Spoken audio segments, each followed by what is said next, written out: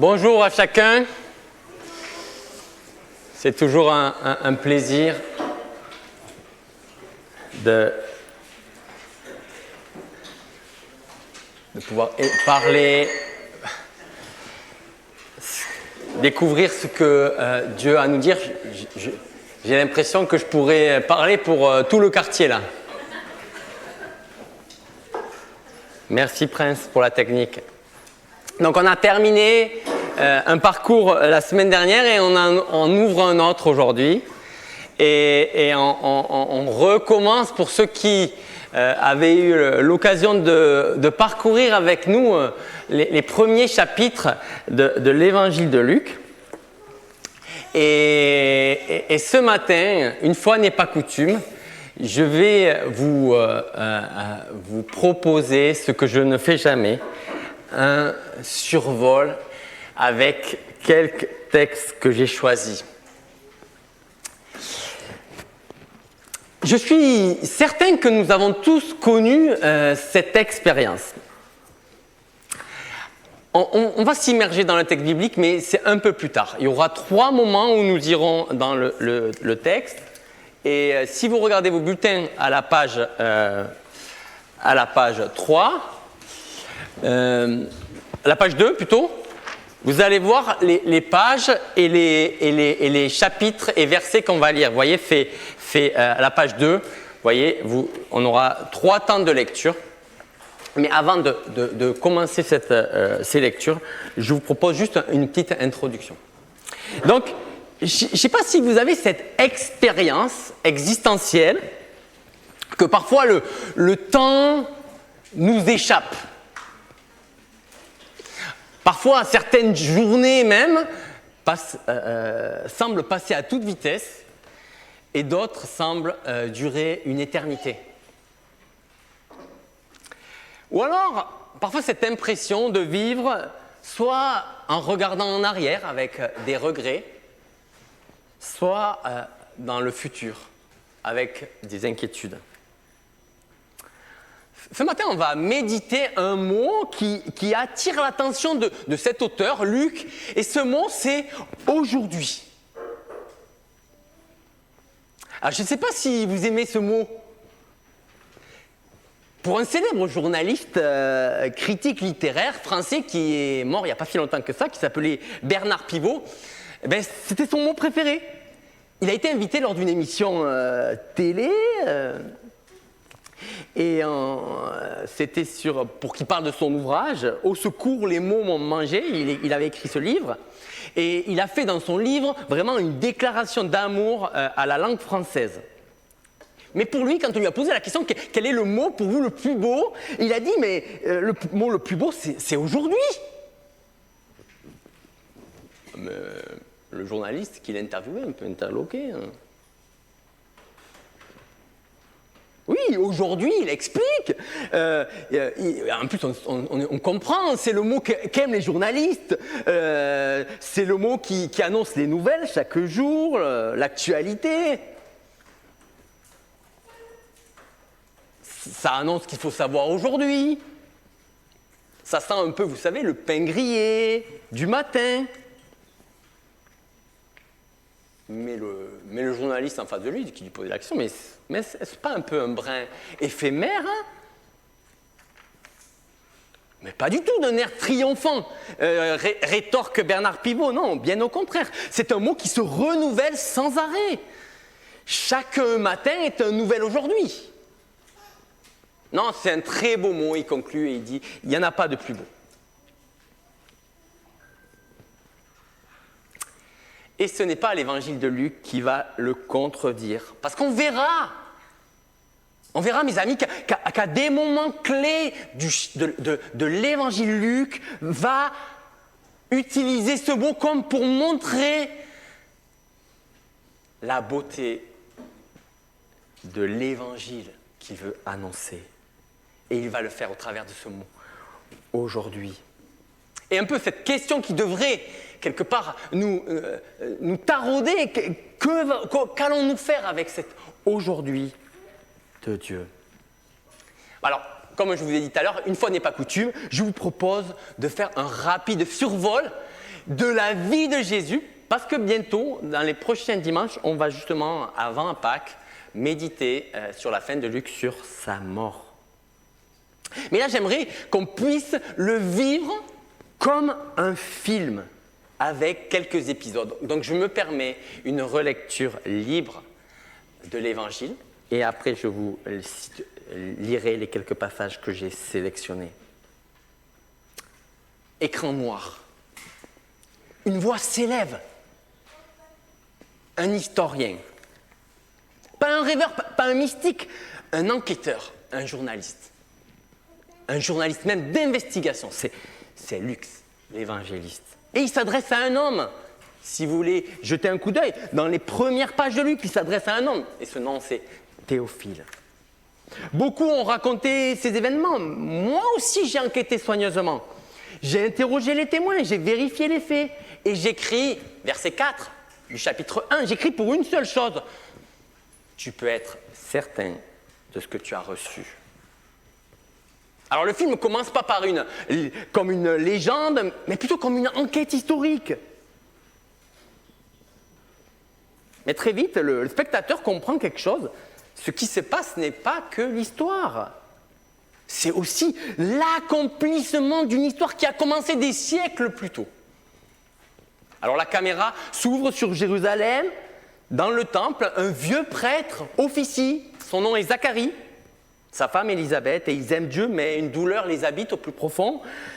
Ils n'ont pas d'enfant. Alors un jour qu'il est en train d'officier dans sa fonction de prêtre, un ange lui apparaît en plein service et lui fait une annonce incroyable. Ta prière est exaucée, ton fils préparera la venue du Sauveur, du Seigneur. Zacharie, ce grand prêtre, n'y croit pas, il doute. Résultat, il sort du temple muet. Dans une autre bourgade, un autre village reculé de Palestine, à Nazareth dans le nord, une jeune fille inconnue de tous, son nom est Marie.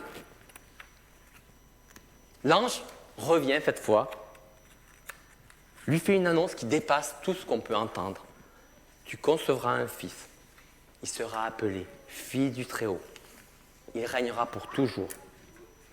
Elle pose une question, mais comment cela peut-il se faire? Il répond simplement. Et il répond simplement après l'annonce qu'il me soit fait selon ta parole. Voyez deux annonces, deux réactions, un prêtre qui doute, une jeune fille qui croit, un des premiers étonnements de l'évangile de Luc. Alors que le décor s'élargit, la caméra nous montre l'empire qui domine la région à cette époque, au début de notre siècle, de notre ère. L'Empire romain, l'empereur Auguste qui fait un recensement, ordonne que de manière subtile, toutes les personnes de son empire soient recensées. On sait pourquoi, pour qu'il y ait de nouvelles taxes qui soient levées, rien de nouveau. Et un nouveau couple qui voyage, Joseph et Marie, en direction de la ville, sans doute des ancêtres de Joseph, vers Bethléem.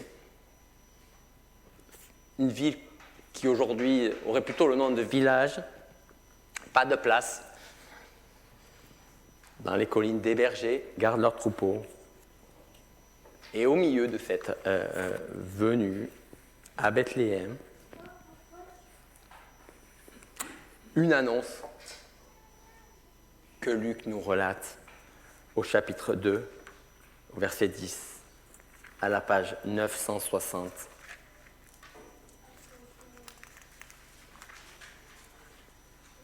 Regardez avec moi ce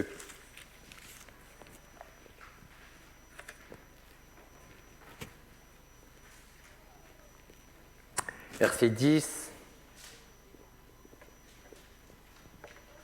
À des bergers, il leur a fait une annonce sans précédent. Mais l'ange leur dit, n'ayez pas peur, je vous annonce une nouvelle qui sera pour tout le peuple le sujet d'une très grande joie. Un sauveur vous est né aujourd'hui dans la ville de David. C'est lui le Messie, le Seigneur. Et voici à quoi vous le reconnaîtrez. Vous trouverez un nouveau-né dans ses langes. est couché dans une mangeoire. Dieu vient pénétrer l'humanité. L'évangile, cette bonne nouvelle du salut n'a rien à voir avec une idée religieuse, un souvenir historique, non, c'est ni une tradition culturelle. C'est fondamentalement une bonne nouvelle. Et quand les auteurs de l'époque utilisaient le terme pour leur écrit, bonne nouvelle, en grec, et je ne le fais pas souvent, ils utilisaient le terme evangelion, ce qui signifie une nouvelle qui va changer le cours de l'histoire. Une annonce qui va changer. On utilisait le terme quand il y avait le sacre d'un nouvel empereur ou la victoire militaire d'un nouvel empire. Et on annonçait des héros, des messagers qui annonçaient l'Evangelion, l'Évangile. C'est une bonne nouvelle. Et là, les messagers, ils sont exceptionnels car l'annonce est exceptionnelle, dit Luc. Elle ne va pas causer du désespoir ou de la tristesse, comme souvent les annonces de notre bien chef d'État français. Non, elle sera le sujet d'une grande joie. Et voilà cette annonce. Cette annonce est celle du Sauveur, du Messie, du Seigneur. Vous voyez, la ribambelle de titres pour l'Israélite de l'époque, c'est trop pour une personne. C'est certain, Luc veut nous le faire comprendre. C'est la venue de Dieu lui-même. Dieu qui vient en personne. À n'en pas douter, c'est le plus grand miracle qui n'ait jamais été et qui n'aura jamais. Dieu vient dans l'histoire, lui qu'il a lui-même créé, comme l'auteur d'un livre, il vient dans l'histoire qu'il a lui-même rédigée. C'est inimaginable. C'est une annonce extraordinaire. Mais comme lorsqu'un médecin découvre un remède contre une maladie mortelle, il ne va pas dire on en annoncera dans 10 ans. Non, il publie immédiatement. Car si Dieu vient, dit Luc et les anges en particulier, c'est comme sauveur. C'est que l'être humain fait face à un mal qui le ronge et dont il sait intimement que par lui-même, il ne pourra s'en guérir. C'est pour ça qu'il vient. Oui, mes amis, la bonne nouvelle de la venue de Jésus ne peut pas se transformer en tradition. Elle n'est pas seulement du domaine du passé, du futur, non. Luc nous le rappelle. Jésus vient, il vient comme sauveur, il vient comme Seigneur, et c'est le aujourd'hui de son annonce. Aujourd'hui, dans la ville de David, il vous est né un sauveur. Chaque génération doit réentendre l'Évangile comme une parole pour aujourd'hui. C'est le premier point. L'Évangile, c'est une bonne nouvelle de l'intervention de Dieu. Mais ce n'est pas juste ça. Galilée, au 1er siècle, le vent, sans doute chaud, soulève la poussière des routes.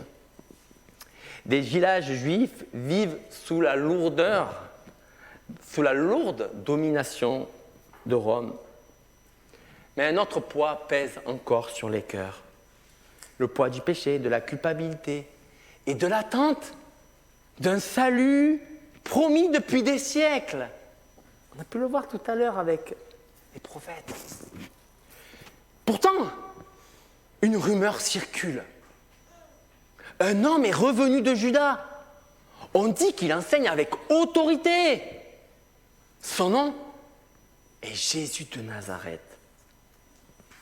La scène prochaine s'ouvre dans la synagogue de Nazareth, un village où Jésus a passé la plus grande partie de son enfance. Page 963 dans les Bibles.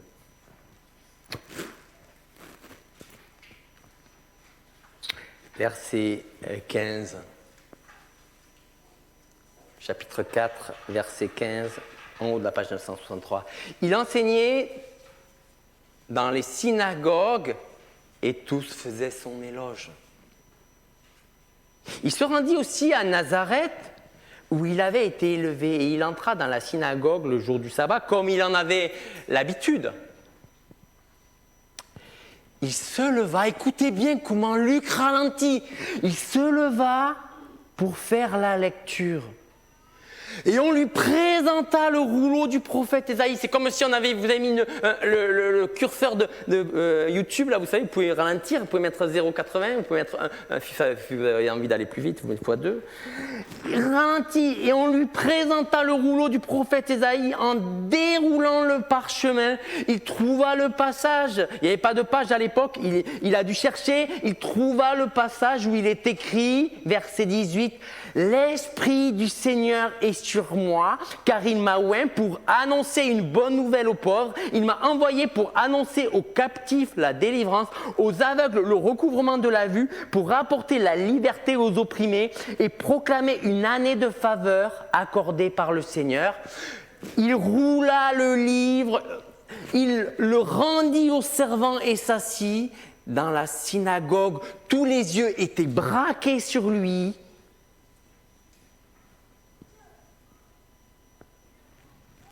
Aujourd'hui même, commença-t-il pour vous qui l'entendez, cette prophétie de l'Écriture est devenue réalité.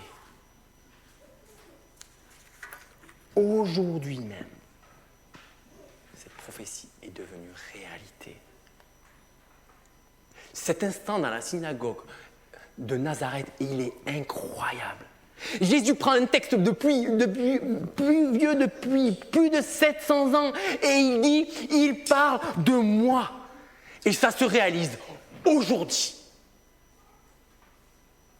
Mes amis, Dieu, le Dieu Tout-Puissant auquel croit plus de 83% de la population du monde, c'était ma question à ChatGPT ce matin, même s'il n'appellerait pas Dieu et Dieu de la Bible, mais cet être dont on comprend aisément qu'il est difficile d'enlever la réalité quand on réfléchit à l'origine de l'univers, ce Dieu avait laissé des indices dans l'histoire, qu'un jour il viendrait, il l'avait annoncé, pour cela, des années, il avait laissé des indices. Et les Écritures de l'Ancien Testament, vous pourriez les regarder, tout ce qui est avant les Évangiles, tout ce qui est avant, grosso modo, la page 900, tout ça, vous pourriez le regarder en jetant un coup d'œil à tous ces indices qu'il a laissés, qui annonçaient la venue, sa venue. Aujourd'hui, dans la synagogue de Nazareth, Jésus dit, ce jour est arrivé, Dieu accomplit son plan. Ce qui était prévu est désormais réalité.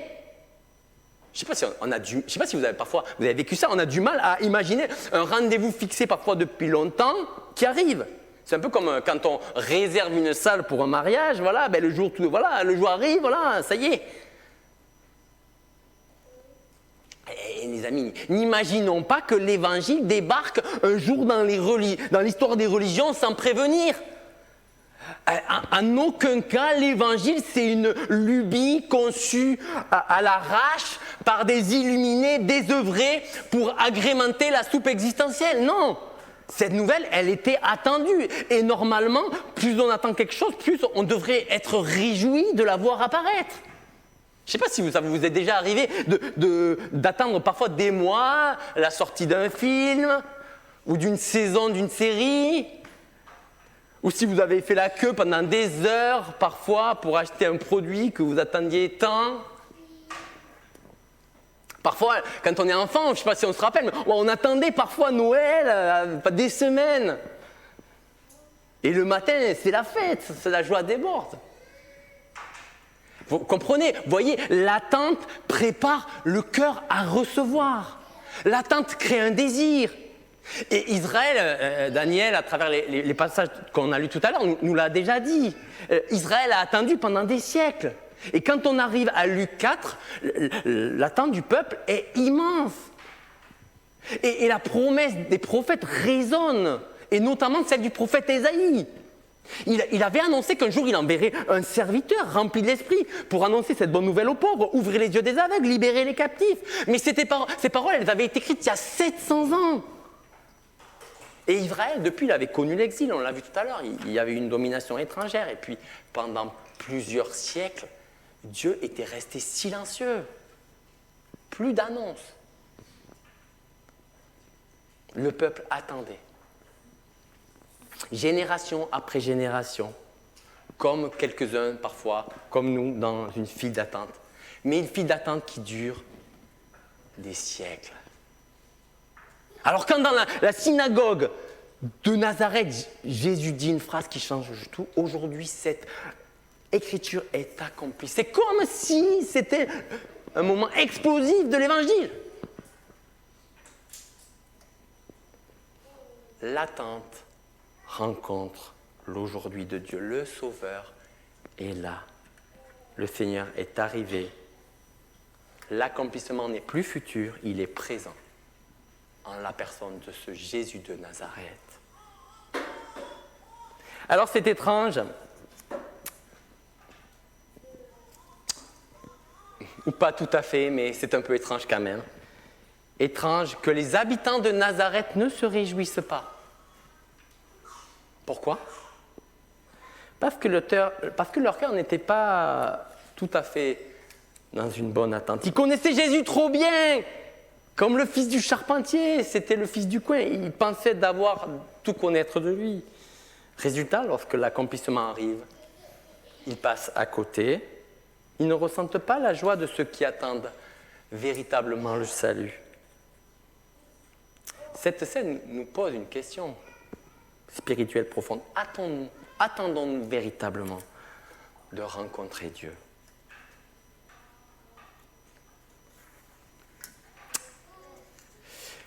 Quand nous cessons d'attendre Dieu, la joie disparaît.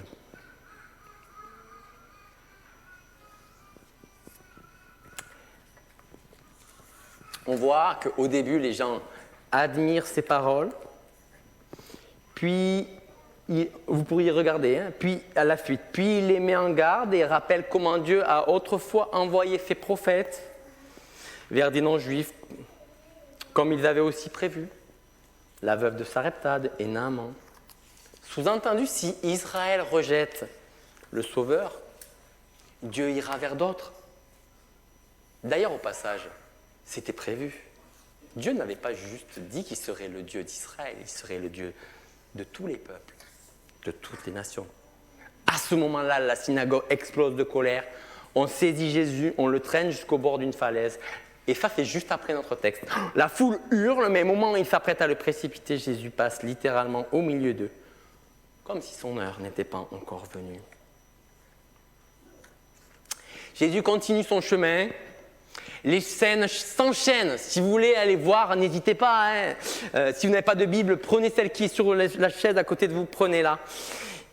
Qu'est-ce qu'il se met à faire ? Il pardonne en son nom, sans autorisation. Luc chapitre 5. Il touche les impurs sans peur d'être contaminés. Luc chapitre 5. Il mange avec les gens soi-disant de mauvaise vie, sans peur de perdre sa réputation. Il commande au vent, sans peur d'imaginer que sa parole n'aura pas d'effet. Il ressuscite les morts comme personne avant lui. Les témoins s'accumulent, les foules sont fascinées, les religieux inquiets, les disciples dépassés.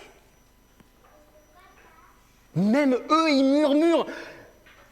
Chapitre 8 de Luc. Mais enfin, qu'est-il donc pour que même la mer lui obéisse ? Pierre ose une réponse, chapitre 9. Tu es le Messie. Et alors Jésus se met à parler de souffrance. Le film alors bascule. Car si c'est le Messie, le roi choisi par Dieu pour sauver, pourquoi annonce-t-il un chemin incompréhensible, un chemin de souffrance à la place d'un chemin de victoire, de triomphe devant les ennemis ? Commence alors une longue route et Luc réalise volontairement un ralentissement. Et on est du chapitre 9 au verset 19, c'est ce qu'on a parcouru il y a quelques mois. Un très long voyage qui part de Galilée vers Jérusalem, chapitre 9 à 19. Et là, si vous y alliez voir, vous verriez des paraboles, des rencontres ordinaires. Un Samaritain, une des personnes les plus méprisées par la culture juive, est montré un exemple pour la manifestation de l'amour de Dieu. Un fils perdu, rebelle, ayant déshonoré sa propre famille et accueilli. Luc chapitre 15. Il y a de la joie quand un perdu est retrouvé. Un riche découvre qu'il est pauvre. Luc chapitre 18. Et dernier texte. Un jour, alors que Jésus s'approche de sa destination finale à Jérusalem, Jésus rentre dans une ville. Et là, on est à Jéricho. Et là, je vous invite à lire avec moi chapitre 19, les versets 1 à 10. Jésus, page 985. Jésus entra dans la ville de Jéricho et la traversa. Or, il y avait là un nommé Zachée. Il était chef des collecteurs d'impôts et riche. Mais il cherchait à voir qui était Jésus, mais il ne le pouvait pas à cause de la foule, car il était petit.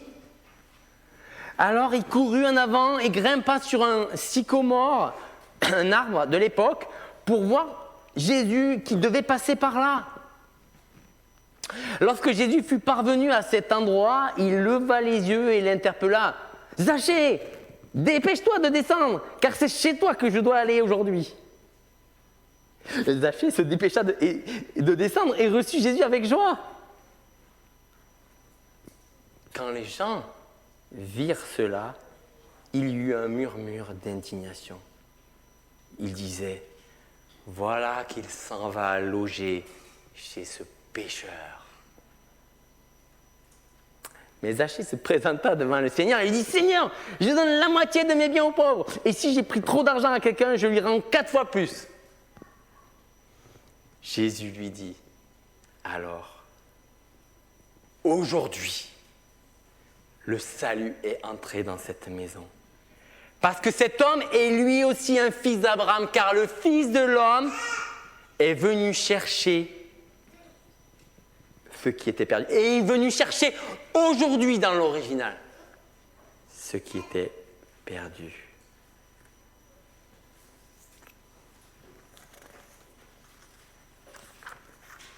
Cet événement a dû lui aussi marquer beaucoup les esprits à Jéricho. Alors que le notable du coin, important sans doute l'un des plus infâmes collabos de l'occupant romain, attend de voir Jésus, il a, je suis certain, peu d'espoir de le rencontrer. Non seulement, même s'il était riche d'être petit, son existence, sa vie ne lui donne que peu d'espoir. Il est tellement loin. Pourtant, alors qu'il se sait très bien, très loin, il veut quand même voir Jésus. Et pour cela, il est prêt à être la risée et même monter dans un arbre. On n'aurait jamais fait cela en tant que notable à l'époque. Alors que Jésus passe dans la ville et qu'il est certainement entouré d'une foule monumentale, comme une star de musique, alors qu'on pourrait penser que c'est sa popularité qui compte, comme tout chef d'État ou responsable politique, vous savez, qui se met en scène dans ses déplacements, pour que ceux-ci soient bien relayés dans les médias, lui, Jésus, s'arrête. Son regard se porte sur le pire et l'intime à descendre. Parce qu'il veut être reçu par lui. Comment Jésus le connaît? On ne sait pas. Mais il le connaît et surtout, il l'appelle. Et il l'appelle par son nom. Et il le fait pour le pire du lieu qu'il est en train de traverser, le notable le plus pourri du coin. D'où les murmures d'indignation. Comment Jésus peut aller chez cette ordure pareille? Si Jésus était un homme de Dieu, il saurait qui il est. Je ne sais pas si vous avez des pires dans votre tête. Mais imaginez Jésus, il l'aurait appelé. Mais justement, Jésus savait qui il était. Et c'était justement pour cela qu'il l'appelait. Jésus n'attend pas que l'on soit honnête, n'attend pas que l'on soit religieux pour venir chez nous. Il nous appelle et nous demande de nous dépêcher à descendre. Il désire nous rencontrer, il désire habiter parmi nous. Alors que Zachée était sans doute très riche, Sa petite taille d'ailleurs faisait sans doute de lui la risée de tous. Son immoralité lui avait causé sans doute aussi peu d'amitié. Alors qu'il était sans doute la personne la plus improbable pour recevoir Jésus dans cette contrée, il le reçut chez lui avec beaucoup de joie. Dans l'aujourd'hui de cette rencontre, son cœur est bouleversé à tel point que son orientation, vous la connaissez, son orientation, sa pingrerie, son radinisme est totalement rejeté au loin. Il est prêt à tout, rendre 4 fois ce qu'il a volé et donner la moitié aux pauvres. Imaginez comment la rencontre le bouleverse. Et Jésus de répondre, aujourd'hui le salut est entré dans cette maison parce que cet homme est lui aussi un fils d'Abraham. Avec Zachée, le salut n'est pas repoussé à demain. Beaucoup de personnes vivent avec cette idée un peu comme ça. Je reviendrai vers Dieu peut-être plus tard, quand j'aurai réglé mes problèmes, ou peut-être quand je serai une meilleure personne. Mais Jésus demande exactement l'inverse. Dieu me dit, pas quand tu seras prêt, mais c'est aujourd'hui. Accueillir Jésus, changer de direction, laisser la grâce transformer notre vie. C'est pas pour demain, c'est pour aujourd'hui. Et Zachée, il aurait pu rester dans l'arbre, il aurait pu hésiter, il aurait pu attendre. Mais on voit le texte, il nous montre, il est descendu en hâte et il le reçut avec joie, vous imaginez. Et la réponse du salut, ce n'est pas la perfection, c'est une réponse immédiate et joyeuse à l'appel de Dieu. Vous voyez le truc? Jésus a toujours cherché ceux qui sont perdus. Le salut, il est toujours offert avant toute transformation morale. La réponse attendue, c'est pour aujourd'hui, pas pour demain. C'est ça que nous enseigne cet aujourd'hui du salut. En conclusion,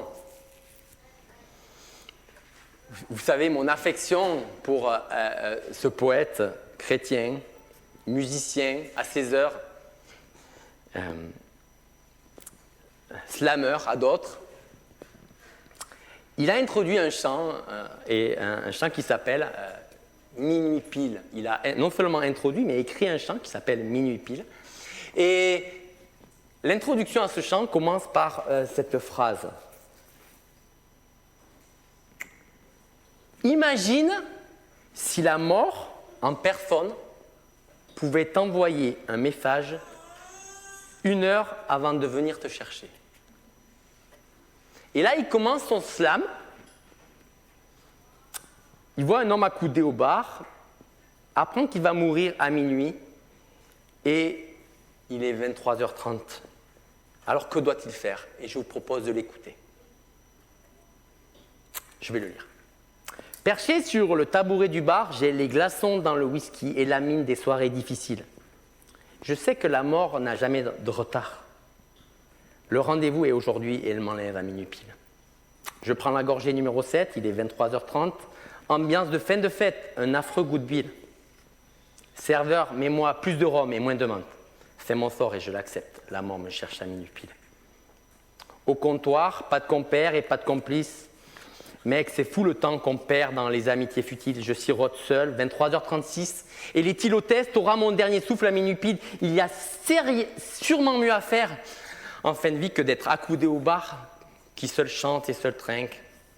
Je vois défiler mes ultimes envies. Je me dis, bon sang, il faut que je me bouge. Il est déjà 23h45. Est-ce que j'appelle les gens que j'aime ou est-ce qu'un SMS passe? Est-ce que j'ai le temps de faire la route pour le dire en face? Est-ce que je prends une drogue dure, un rodéo final? Je pourrais faire un buzz sur une vidéo virale. Je suis toujours pas fixé, il est déjà 51. Je pourrais prendre un costard pour que dans le cercueil, je sois sur mon 31. J'hésite, je gamberge et le temps passe. J'entre dans la dernière minute, même bar, même place, les mêmes secondes qui piquent à chaque fois qu'elles passent. Je ne sais pas si je dois demander pardon ou rester fier. Partager entre faire la paix, l'amour ou une prière. Est-ce qu'il pourrait qu'il y ait une suite et est-ce qu'il y a vraiment Dieu derrière? Est-ce que je devrais laisser mon fric à mes gosses ou à leur mère? J'aimerais revenir en arrière, faire le Notre Père et dire à Dieu que… Cette histoire, mes amis, elle ressemble beaucoup à notre vie. Nous pensons souvent que nous aurons le temps plus tard, mais l'Évangile ne parle jamais comme ça. L'Évangile dit aujourd'hui, un sauveur est né. Aujourd'hui, l'Écriture s'accomplit. Aujourd'hui, le salut est entré dans cette maison. Et plus tard sur la croix, et on le verra dans les prochains dimanches, nous aurons encore l'occasion de découvrir un autre aujourd'hui. Aujourd'hui, tu seras avec moi dans le paradis. Ne retardons pas, les amis, la rencontre avec Jésus. Demain, ça sera peut-être trop tard. Prions.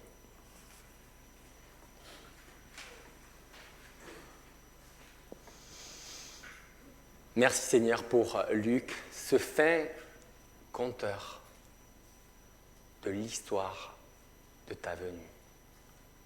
Merci pour ce rappel Seigneur de ce que nous avons un seul jour à vivre, un seul moment à vivre, le présent, c'est aujourd'hui que tu nous donnes et le saisir comme un cadeau venant de ta part. Merci pour cette magnifique annonce que tu nous fais. Je prie Seigneur que nous en saisissions chacun. Merci parce que l'attente est finie, le Dieu de toute éternité est venu nous rencontrer. Merci Seigneur parce que tu es venu pour chacun. Nous ne sommes jamais trop loin. Alors je te prie Seigneur que tous ici nous puissions saisir et le rencontrer comme Zachée. Au nom de Jésus-Christ. Amen.